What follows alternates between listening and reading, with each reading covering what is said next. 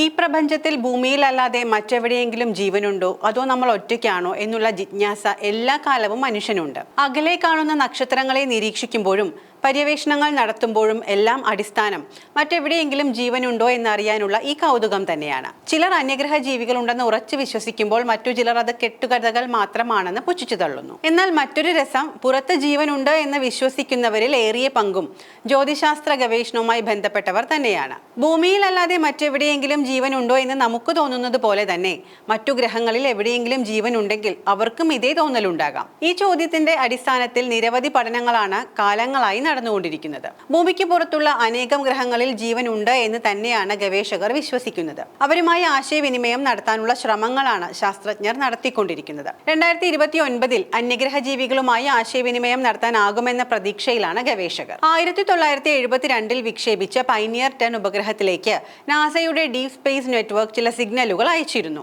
ഈ സിഗ്നലുകൾ ഇതിനകം തന്നെ അന്യഗ്രഹ ജീവികളിൽ എത്തിയിട്ടുണ്ടാകുമെന്നാണ് ഒരു വിഭാഗം ഗവേഷകർ വിശ്വസിക്കുന്നത്. അതിന്റെ മറുപടിയായി ഒരു സിഗ്നൽ 2029 ആകുമ്പോഴേക്കും ഭൂമിയിലേക്ക് ലഭിക്കുമെന്നും അവർ കരുതുന്നു. മറ്റൊന്ന്, സമീപകാലത്ത് ഇത്തരത്തിലൊരു പഠനം നടത്തുകയുണ്ടായി. RV visible to advanced alien civilisation അഥവാ വികസിത അന്യഗ്രഹ നാഗരികതയ്ക്ക് നമ്മെ കാണാൻ സാധിക്കുന്നുണ്ടോ എന്ന പഠനമായിരുന്നു അത്.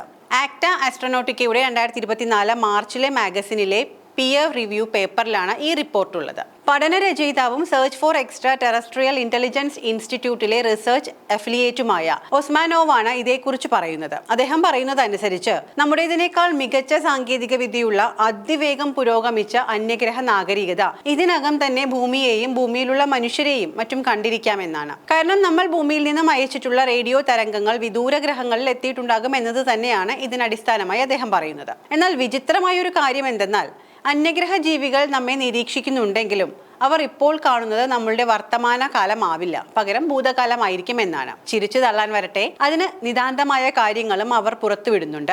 ബഹിരാകാശം വളരെ വലുതായതിനാൽ ഈ സിഗ്നലുകൾ അവിടെ എത്താൻ ആയിരക്കണക്കിന് അല്ലെങ്കിൽ ദശലക്ഷക്കണക്കിന് വർഷങ്ങൾ തന്നെ എടുത്തിട്ടുണ്ടാകാം. അതിനാൽ തന്നെ ഇപ്പോൾ ഭൂമിയിൽ എന്ത് നടക്കുന്നു എന്ന് കാണാൻ അവർക്ക് കഴിയില്ല. പകരം ആയിരക്കണക്കിന് പ്രകാശവർഷം അകലെ ഇരുന്ന് അവർ അവരുടെ അൾട്രാ അഡ്വാൻസ്ഡ് ടെലസ്കോപ്പുകൾ ഉപയോഗിച്ച് കാണുന്നത് നമ്മുടെ പൂർവികരെ ആയിരിക്കാം എന്നാണ് പറയുന്നത്. വികസിത അന്യഗ്രഹ നാഗരിക അവരുടെ ഒപ്റ്റിക്കൽ ഇന്റർഫെറോമെട്രിയം മെഗാ ടെലസ്കോപ്പുകൾ ഉപയോഗിച്ച് നമ്മുടെ ഭൂതകാലത്തെ കണ്ടെത്തിയിട്ടുണ്ടാകുമെന്നാണ് സാധ്യതകൾ പറയുന്നത്. ഗവേഷണ പ്രബന്ധത്തിൽ രചയിതാക്കൾ പങ്കുവച്ചിട്ടുള്ളതും ഇതുതന്നെയാണ്.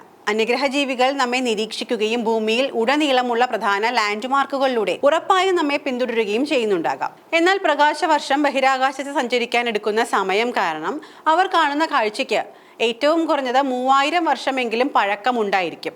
അതിനാൽ മിക്കവാറും റോമക്കാർ, ഗ്രീക്കുകാർ, ഈജിപ്തുകാർ എന്നിവരുടെ കാലത്ത് ഭൂമിയിൽ നിർമ്മിച്ച കെട്ടിടങ്ങളും ഘടനകളും ഒക്കെ ആയിരിക്കും അന്യഗ്രഹ ജീവികൾ ഇപ്പോൾ കാണുന്നത്. എങ്കിലും വിപുലമായ സാങ്കേതിക പുരോഗതി കൈവരിച്ച അന്യഗ്രഹ സമൂഹങ്ങൾക്ക് ഈ പ്രശ്നങ്ങളെയും മറികടന്ന് ഒരു റിയൽ ടൈം വിവരങ്ങൾ അറിയാനുള്ള സാധ്യതയും ഉണ്ടാകാം എന്നാണ് ഈ പ്രബന്ധം പറഞ്ഞു വയ്ക്കുന്നത്. മറ്റൊരു പഠനത്തിലൂടെ 27 പ്രകാശവർഷം അകലെയുള്ള ഒരു കുള്ളൻ നക്ഷത്രത്തിന് അടുത്തുള്ള ഒരു ഗ്രഹത്തിൽ ജീവന്റെ ഘടകമുണ്ടെന്നാണ് കാലിഫോർണിയ യൂണിവേഴ്സിറ്റിയിലെ ഗവേഷകരുടെ അനുമാനം. അവർക്ക് ഡീപ് സ്പേസ് സിഗ്നലുകൾ ലഭിക്കുകയാണെങ്കിൽ 2029 അവയിൽ നിന്നും തിരികെ ഭൂമിയിലേക്ക് സിഗ്നലുകൾ ലഭിക്കുമെന്നാണ് ഇവർ അവകാശപ്പെടുന്നത്. Search for extraterrestrial intelligence institute ആണ് അന്യഗ്രഹ ജീവികളെ കണ്ടെത്തുന്നതിനുള്ള സമഗ്ര ഗവേഷണം നടത്തുന്നത്.